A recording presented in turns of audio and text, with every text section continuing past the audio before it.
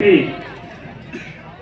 ऐतिहासिक आगाज के अवसर पर मैं इन प्रदेश के साथ साथ में पूरे देश के मालिक और मालकिनों का मैं उनके चरणों में नमन करता हूं, जोहार करता हूं और साथ में ही हमारे मंचासीन राष्ट्रीय कार्यकारिणी के सदस्यगण और मीडिया कर्मी आप सबका मैं हार्दिक जोहार अभिनंदन करता हूं।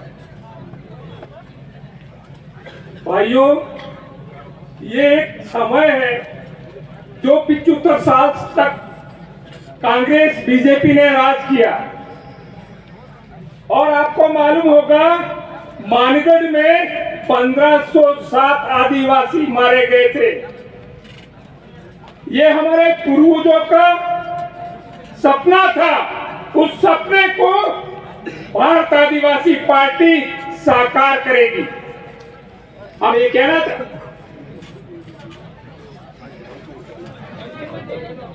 हमारे मंच पर एक छोटी बच्ची है, वो गुम हो गई। इनके माता पिता यहाँ से ले जाए। अंजलि डिंडोर, राजू डिंडोर। इनके पिताजी का नाम है राजू डिंडोर, छोटी बच्ची है अंजलि डिंडोर। गांव का नाम नहीं बता पा रही है, छोटी सी बच्ची है। मंच के पास में आकर ले जाए।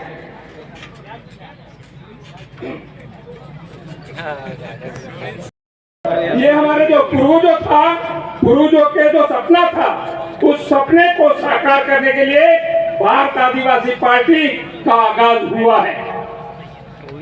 आप देख रहे हैं पूरे देश के अंदर जो नरेंद्र मोदी है वो स्पष्ट बहुमत की सरकार बनी थी। स्पष्ट बहुमत था। हमें स्पष्ट बहुमत सरकार की वजह से पूरे देश के अंदर कहीं आदिवासियों को अत्याचार हो रहे हैं, कहीं मुस्लिमों पे अत्याचार हो रहे हैं धर्म के नाम से, और कहीं देश के एसटी एससी में छुआछूत के नाम से हो रहे हैं। ये जो अत्याचार हो रहे हैं वो लगातार हो रहे हैं। आपने देखा होगा मणिपुर के अंदर जहां बीजेपी की सरकार है, राज्यपाल आदिवासी है, देश की जो सरकार है वो बीजेपी की है और देश का राष्ट्रपति है वो आदिवासी है। जब आदिवासी होते हुए, राज्यपाल आदिवासी होते हुए, बीजेपी की सरकार होते हुए भी आदिवासियों के साथ में, औरतों के साथ में बलात्कार किया, उनको नंगी करके जुलूस निकाला, कितनी शर्मनाक बात है। ये हम पूरे देश के आदिवासियों की नहीं, पूरे देश के लोगों के लिए शर्मनाक बात है। ऐसी सरकार एक घंटे नहीं रहनी चाहिए निश्चित रूप से। लेकिन राष्ट्रपति जो बनी हुई है वो गुलाम राष्ट्रपति है। ऐसे गुलाम राष्ट्रपति को शर्म आना चाहिए। नहीं तो मणिपुर की सरकार तो बर्खास्त करते, केंद्र सरकार भी जिम्मेदार थी।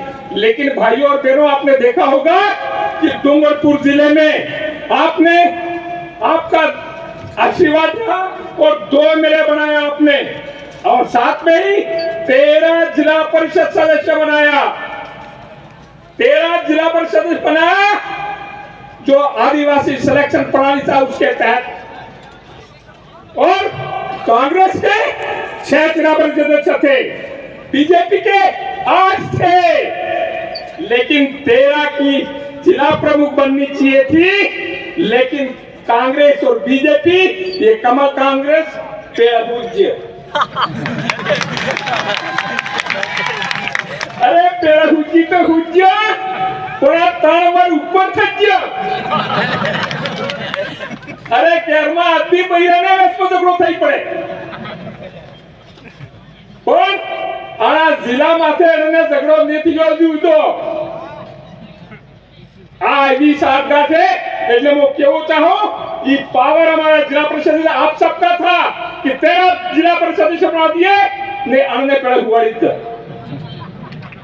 अब आपका फर्ज बनता है राजस्थान में भी बीजेपी और कांग्रेस, गहलोत और वसुंधरा को पेड़ हुआ दो। ये आप करके दिखा सकते हो, आप करके दिखा सकते हो। आपके पास पावर है, आपके पास ताकत है, वो भी ताकत में 17 एमएलए तो बना दिए। तो राजस्थान में जो सुन रहे हैं कि ये जो भारत आदिवासी पार्टी है उसको ज्वाइन करने तैयारी कर रहे हैं, और निश्चित रूप से राजस्थान में जबरदस्त हंगामा मचेगा और डूंगरपुर की पुनरावृत्ति हो जाए, उसमें कोई शक नहीं हो। मैं कहना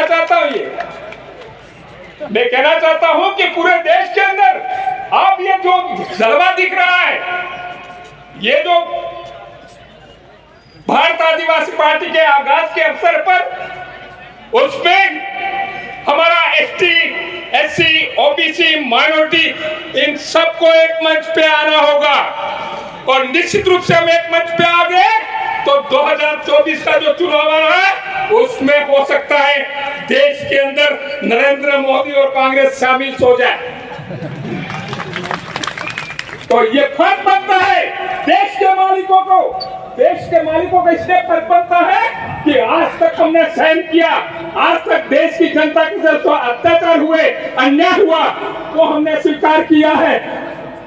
और ये देखा हमने कि क्यों हो रहा है ये इस वजह से हो रहा था कि जो सिलेक्शन पावर था, वो सिलेक्शन पावर इन कांग्रेस और बीजेपी थे, उनके उद्योगपति थे, लखपति थे, करोड़पति थे, उनके हाथों में था। वो सिलेक्शन करते थे, जो एमएलए सिलेक्शन करते थे, एमपी सिलेक्शन करते थे, वो उनके गुलाम होते हैं, उन्हीं का सिलेक्शन करते थे। इसलिए मैं कहना चाहता हूं कि भारत आदिवासी पार्टी आई है, वो जनता तय करेगी, जनता सिलेक्शन करेगी, और जनता के द्वारा सेलेक्ट किया हुआ आदमी एमएलए बनेगा, एमपी बनेगा, तो निश्चित रूप से पूरे देश के अंदर जनता एक बदलाव आ जाएगा। हमारे गुरु गोविंद का सपना था, ऊसा वाला है नेसा वाला है ने ओसा करवाया, अब नेसा वाला है इन्होंने ऊसा करवाने बदली है कि हाईकमान की ताकत है, ये हाईकमान जनता बनेगा तो निश्चित रूप से की आज नेसा बड़ी जनता है, ये ओसी थी जाएगा। ने पहला जी हाईकमान है, ये हाईकमान राम तक ही नेसा पड़वाना है। लेकिन ये हम सबका फर्ज है, हम सबका फर्ज है। इस देश के अंदर जो बुद्धिजीवी हैं, जो मनन करते हैं, जो दुखी हैं, इस देश में जो अत्याचार हो रहे उससे परेशान है, उन सबको एक मंच पर आकर के हमको जो सिलेक्शन प्रणाली है, आदिवासी सिलेक्शन प्रणाली, ये जो गणतांत्रिक व्यवस्था है, उसको अंगीकार किया है भारत आदिवासी पार्टी ने। तो ये आप सब मानिए कि अब जो सिलेक्शन होगा वो सिलेक्शन ऐसा नहीं होगा, सिलेक्शन अब जनता तय करेगी। यदि जनता, हम एमएलए हैं, जनता कहती नहीं आपका काम नहीं है, आप बैठ जाइए यूं, तो हमको बैठना पड़ेगा। इसलिए नकवेल जो है ऊंट की, वो नकवेल हम जनता को देना चाहते हैं। जब जनता के पास में ऊंट की नकवेल होगी तो हमारा हाईकमान है वो भी धाराशाही हो जाएगा। ऐसा गलत करने की सोचेगा तो निश्चित रूप से उसको एक बार नहीं 100 बार सोचना पड़ेगा। इसलिए मैं अंत में यही कहना चाहता हूं, शायद ये समय की चिट्ठी होगी, तो मैं अंत में यही कहना चाहता हूं साथियों, ये देश के आप सबके ऊपर बहुत बड़ी जिम्मेदारी आ गई है। उस बहुत बड़ी जिम्मेदारी को हमको मिल करके, हम जानते हैं हमारे पास पैसा नहीं है, सब कुछ नहीं है, लेकिन हमारे पास में संख्या बल है, और संख्या बल है तो हम यदि थोड़ा थोड़ा उठा लेंगे तो भार उठा सकते हैं। इसलिए ये हमारा जो वोट है, उस वोट के माध्यम से हम नरेंद्र मोदी तो क्या, भारतीय जनता पार्टी तो क्या, अच्छी अच्छी सरकारों को हम पलट के रख देंगे। इसलिए आपसे निवेदन है कि आने वाला समय है, उसमें हमारा वोट है, वो हजारों करोड़ों रुपया कीमती है। उस वोट को हमको सरकार को बदलने के लेना है, लेकिन ऐसी सरकार लाना है जो हमारे ऊपर अत्याचार नहीं करे और हमारा विकास का काम करे। इसलिए मैं चाहता हूं, आप सबसे निवेदन कर रहा हूं कि ये जिम्मेदारी हम सबको देश के मालिक और मालकिनों को आप सबको उठानी पड़ेगी और ये जिम्मेदारी हम उठाएंगे। निश्चित रूप से हम विजय होंगे, इसी उम्मीद के साथ में आप सबका हार्दिक जोहार अभिनंदन करता हूँ और एक नारा बोलता हूँ, थोड़ा बोलना। अरे जय जोहर का नारा है, ये आवाज दिल्ली तक जाना चाहिए, जयपुर तक तो पहुंच गई है। अरे जय जोहर का नारा है, भारत देश हमारा है, अरे जय जोहर का नारा है, भारत देश हमारा है, एक तीर एक कमान, आदिवासी एक ये समान। तीर बराबर केंद्र सरकार में और राज्य सरकार में हो जाना चाहिए और वो धराशायी हो जानी चाहिए। यही बात करके मेरी बात जय जोहर, धन्यवाद।